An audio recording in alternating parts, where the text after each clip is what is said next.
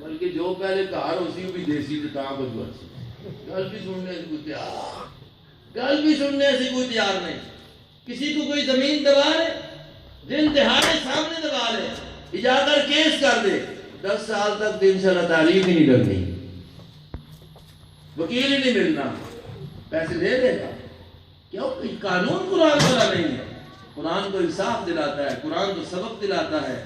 بھائی کسی کا حق نہ لو, اگر لیتے ہو تو قاضی کو پھر اللہ نے حق دیا ہوتا ہے, منصف کو حق دیا اور ساتھ اس کو کہا ہوتا ہے, بتایا ہوتا ہے کہ اگر تو انصاف کی کرسی پر تجھے اللہ نے عہدہ دے دیا ہے تو خیال کرنا یا اگر انصاف کو چھوڑے گا تو تباہی کے اندر چلا جائے گا.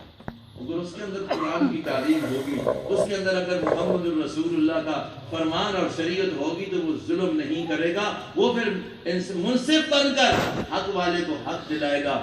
آج یہی سے ہماری سب سے بڑی بدبختی اور کمزوری یہی ہے میرے دوستو کہ ہمارے اوپر جو قانون ہے وہ قرآن کا نہیں. اس لیے قرآن کا ہمارے اوپر حق بنتا ہے کہ اس کو عام بھی کیا جائے اور اس کے نظام کے لیے کوشش بھی بولو نا کی جائے, اور یہ کرنا ہمارا فریضہ بنتا ہے. قرآن کا حق ہے. اللہ تبارک و تعالی ہمیں اس کو سمجھنا, اس کا سمجھانا نصیب فرمائے.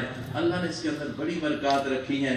ہمارے استاد محترم ان حدیثوں کو بیان کیا کرتے تھے اور کہا کرتے تھے دیکھو قرآن کے اندر کون سی چیز اللہ نے رکھی. ہماری ہر ضرورت جو ہے اللہ نے قرآن کے اندر رکھ دی ہے.